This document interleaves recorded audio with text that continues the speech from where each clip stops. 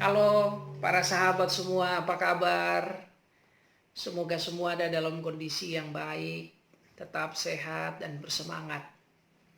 Nah teman-teman, hari ini kita sama-sama merayakan yang kita sebut Hari Pendidikan Nasional. Nah kemarin kita merayakan Hari Buruh Internasional.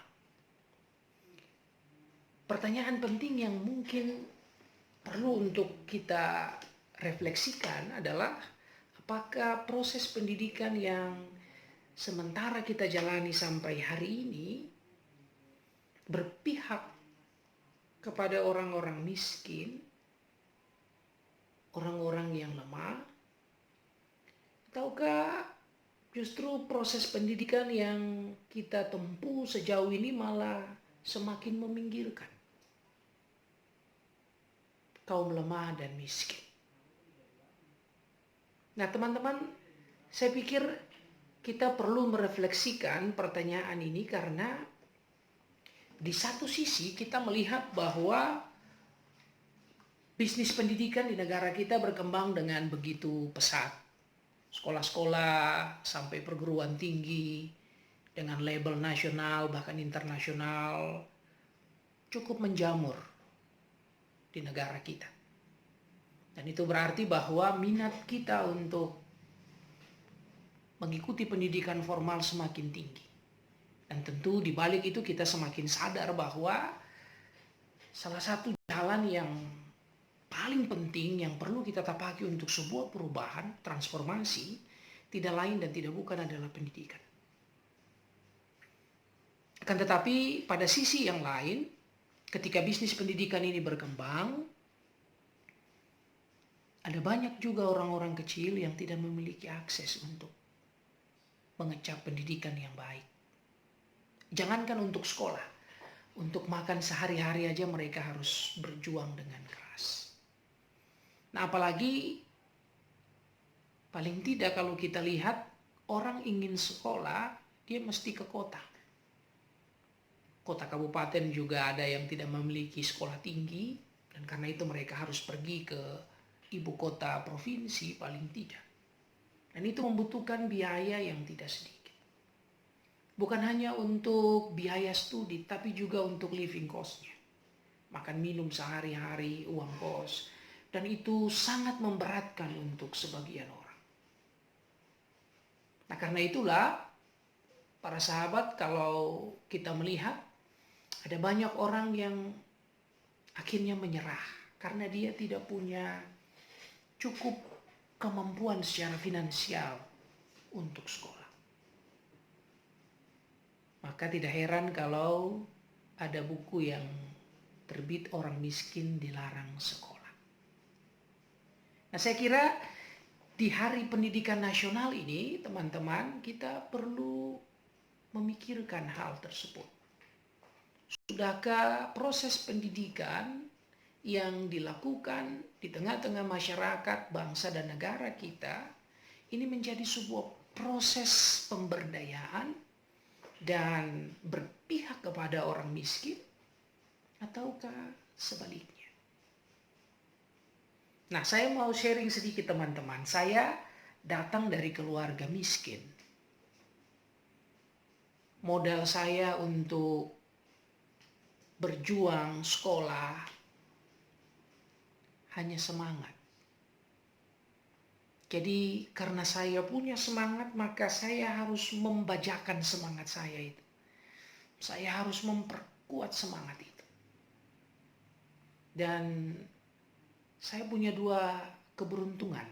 Pertama, ketika saya kuliah, saya diberkati Tuhan melalui begitu banyak malaikat tak bersayap. Ada banyak orang baik yang hadir di sekeliling saya yang memberikan support, yang memberikan dukungan. Yang kedua, saya pikir-pikir mungkin juga karena saya laki-laki. Maaf, ini bukan saya ingin mendiskriminasi. Tapi kita tahu bahwa dalam masyarakat kita, satu keluarga yang miskin umumnya berpikir berkali-kali lipat untuk melepaskan seorang anak perempuannya untuk pergi merantau dan bersekolah. Dia khawatir karena tidak kuat modal nanti anaknya mengalami sesuatu. Ya kenapa-kenapa, gitu kan. Nah, karena itu biasanya dari keluarga miskin yang pergi merantau untuk sekolah itu adalah laki-laki. Dan seorang anak perempuan bekerja membantu orang tuanya supaya saudara laki-lakinya itu bisa sekolah. Nah, dengan ini kita sebagai laki-laki harusnya malu dan tahu diri bahwa kita ini adalah orang berutang. Paling tidak kita berutang untuk saudari perempuan kita. Nah, saudara-saudara, padahal kita juga tahu bahwa soal pendidikan dalam keluarga, peran seorang perempuan itu sangatlah penting. Dan karena itu, seorang perempuan harus mengecap pendidikan yang baik. Masa depan bangsa ini ada di dalam keluarga. Dan bagaimana sebuah keluarga itu ke depan akan sangat ditentukan oleh bagaimana pendidikan yang dijalani di tengah-tengah keluarga. Dan di situ peranan seorang perempuan sangatlah penting. Nah, dengan demikian, para sahabat sekalian, menurut saya proses pendidikan yang kita jalani hari ini harus membuka ruang yang besar untuk masyarakat miskin, untuk kaum perempuan. Mereka mengenyam pendidikan yang baik. Kalau semakin banyak masyarakat kita, laki-laki dan terkhusus perempuan, mengecap pendidikan yang baik, maka masa depan kita ke depan sebagai sebuah bangsa akan sangat baik. Nah, saya kebetulan teman-teman, saya bisa kuliah karena gereja saya, Gereja Kristen Pasundan, memberikan support. Saya mendapatkan beasiswa ketika saya semester 3 dan itu full, beasiswa full. Saya tidak bisa membayangkan diri saya hari ini tanpa beasiswa dari gereja itu. Jadi betapa penting menurut saya peranan lembaga-lembaga agama seperti gereja untuk mendukung kemajuan pendidikan. Hal itu barangkali bisa dimulai dari warga jemaatnya. Mungkin begini, kita berupaya untuk membuat anak-anak dalam jemaat kita harus sekolah. Karena kita tahu pendidikan itu penting, itu cahaya di tengah-tengah kegelapan. Pendidikan menawarkan harapan bagi setiap orang yang hidup dalam kemiskinan, bahkan ketidakadilan, untuk mengubah nasibnya. Nah, berangkat dari pengalaman personal saya itu, saya kira di Hari Pendidikan Nasional ini, saya ingin mengajak lembaga-lembaga agama, khususnya gereja-gereja, untuk melakukan proses pembangunan jemaat dengan pertama-tama membangun manusianya. Mari kita support warga kita untuk sekolah. Kita bisa bekerja sama dengan universitas. Misalnya universitas memberikan bantuan beasiswa, potongan biaya studi, lalu gereja menyediakan fasilitas misalnya pemondokan. Hal-hal yang seperti itu bisa kita pikirkan. Tetapi pokoknya adalah kita mau mewujudkan satu bela rasa dengan orang-orang yang selama ini termarginalkan. Dengan membuka akses agar mereka bisa mengubah nasib melalui pendidikan, kita mau mendukung mereka dengan program-program beasiswa, program-program pemondokan, sehingga anak-anak dari keluarga miskin bisa sekolah. Itu yang pertama. Yang kedua, pada sisi yang lain menurut saya kita yang datang dari keluarga miskin juga tidak boleh kecewa. Tidak boleh cepat berputus asa. Perubahan itu ada di tangan kita. Subjek perubahan itu adalah kita sendiri. Kita mesti berjuang. Ada banyak lembaga-lembaga pendidikan yang menawarkan beasiswa. Untuk setiap orang yang berjuang, saya yakin pasti akan ada jalan. Saya pribadi sudah merasakan itu.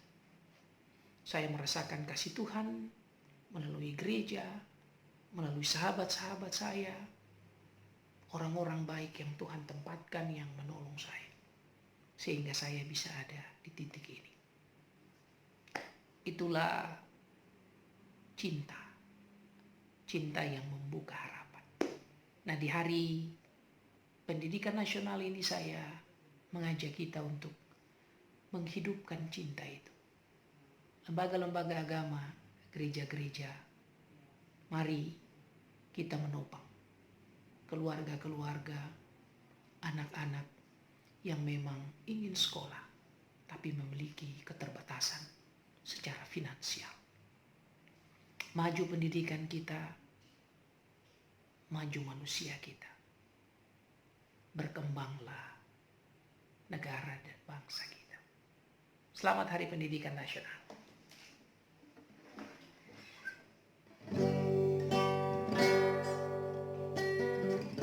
Saya mau nyanyi lagu ini.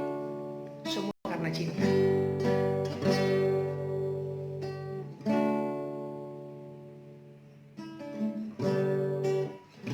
Hari ini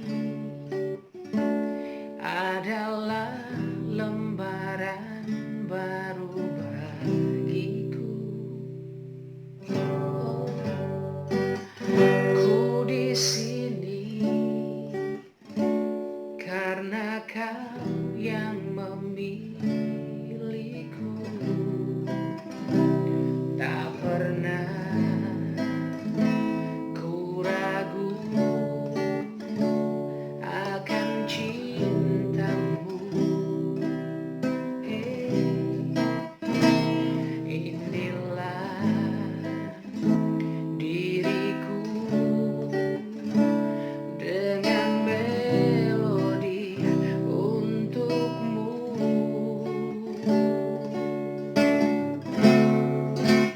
Dan bila aku berdiri tegar sampai hari ini, bukan karena kuat dan hebatku. Oh, semua karena cinta, semua karena cinta. Tak mampu diriku dapat berdiri tegak. Terima kasih cinta.